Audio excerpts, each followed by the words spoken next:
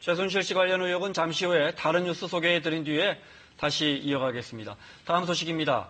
삼성전자는 분기에 그러니까 석 달에 8조 원가량 순이익을 내는 초우량 기업인데요. 오늘 나온 3분기 실적이 5조 원대로 급락했습니다. 이 위기 상황에서 이재용 부회장이 등기이사로 선출됐습니다. 김현주 기자와 함께 자세한 내용 살펴봅니다. 어서 오세요. 이제 본격적으로 이재용의 뉴 삼성 시대가 막 올랐다 이렇게 표현하더군요.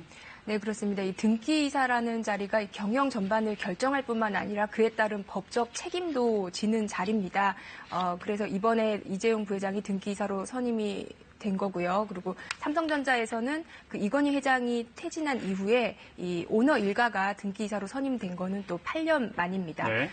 오늘 삼성전자 서울 서초 사옥에서 열린 48기 임시주주총회에서 이재용 부회장의 등기이사 선임 안건이 승인됐습니다.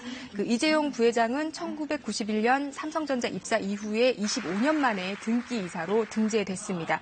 사실 이재용 부회장은 그 아버지 이건희 회장이 2014년도죠 병원에 입원한 이후에 2년 5개월 동안 실질적으로 삼성전자를 이끌어 왔습니다. 이번 등기이사 선임으로 공식적으로 경영 참여를 하게 되고 또 결과에 대해 책임도 지게 되는 겁니다. 우선 이사회에 참석해서 투명하게 의사결정을 하고 또 경영 전반에 대한 민형사상 법적 책임도 지는 자리고요. 또 연봉도 특정 시점마다 공개해야 합니다. 네. 이재용 부회장이 사내 등기이사가 되면서 이상훈 사장이 사내 이사직을 사임했기 때문에 현재 4명인 사내 이사가 더 늘지는 않았습니다. 네, 삼성전자 오늘 3분기 실적도 함께 발표가 됐는데 최근 들어 가장 부진했다고 하잖아요. 앞으로 이재용의 뉴 삼성이 이 악재를 어떻게 헤쳐나갈지 궁금한데요. 네, 아무래도 최근 갤럭시 노트 7이 이제 글로벌 리콜 사태가 있었고 이게 단종으로 이어지면서 악재 중에 악재로 작용을 한 것 같습니다. 이재용 부회장이 확실하게 자리매김을 하기 위해서 가장 우선적으로 해결해야 할 문제이기도 합니다.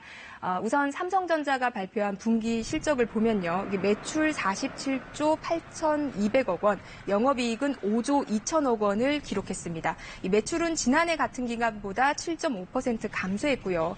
영업이익은 29.7% 줄었습니다. 이 3분기 매출은 6분기 만에 가장 낮은 수준이었고요. 영업이익은 2014년 3분기 이후 8분기 만에 최저치를 기록했습니다.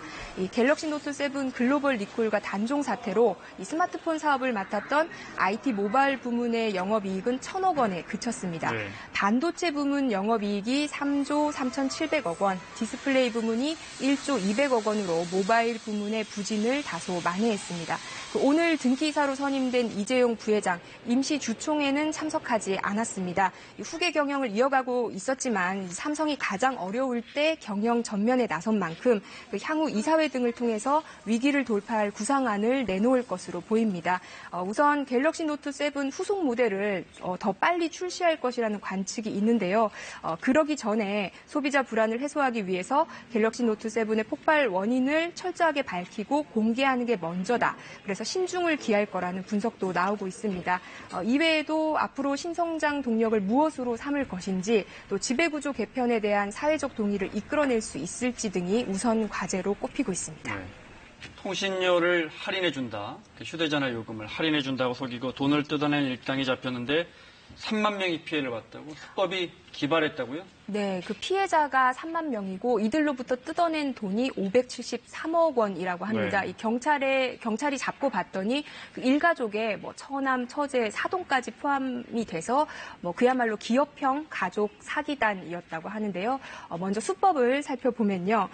이벤트에 당첨됐다고 무작위로 전화를 겁니다. 관심을 보이면 이름과 연락처, 카드 정보 등을 알아냈고요. 그런 다음에 마치 통신사 콜센터인 것처럼 통신요금 할인 지원센터라며 전화를 겁니다. 그래서 60만 원 정도만 내면 3년 동안 가족들 휴대전화 요금을 절반으로 할인해주고 다른 할인 혜택도 있다고 속여서 일단 회원을 모집합니다. 그런 다음에 돈을 챙겨서 잠적하기도 했고요. 또 할부로 결제하고 잊어버린 소비자에게는 6개월 뒤에 전화해서 멤버십 회비 미납금이 있다면서 당장 납부하지 않으면 법적 조치를 취하겠다고 겁을 줬습니다. 심지어 돌아가신 부모가 미납한 금액이 있다고 속이기까지 했습니다. 이들의 말에 속아서 8년 동안 16차례에 걸쳐 1,700만 원을 피해본 경우도 있었습니다. 피의자인 51살 최모 씨 가족 등이 9년 동안 3만 3천여 명으로부터 챙긴 금액이 573억 원이라고 합니다. 최 씨가 원래 어학교재 전화 판매를 하다가 사업이 어려워지자 갖고 있던 개인정보를 이용해 피해자들에게 접근한 것으로 드러났습니다. 최 씨를 포함해서 46명이 적발됐고 12명이 구속됐는데 적발 당시에 이들은 40여 개의 콜센터를 운영하고 있었습니다. 네. 장례 문화에도 전반적인 변화가 좀 보이는데요. 그러니까 시신을 매장하는 것 말고 화장하는 비율이 크게 올랐네요. 네, 그렇습니다. 이번에 처음으로 80%를 넘었다고 하는데요. 네. 20여 년 전과 비교했을 적에는 이 4배로 오른 수치입니다. 네. 보건복지부 자료를 보면요. 지난해 사망자 27만 6천 명 가운데 화장으로 장례를 치른 경우가 80.8%로 집계됐습니다. 21년 전인 1994년 20%에 불과했던 화장률이 4배로 오른 겁니다. 화장률은 2005년 53%로 매장률을 처음으로 앞질렀고요. 해마다 3%포인트씩 꾸준히 증가했습니다.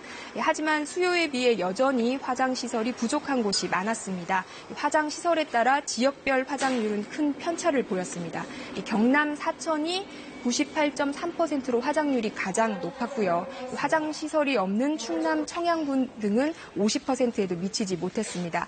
현재 전국 화장시설은 58곳, 335개 화장로가 가동되고 있습니다.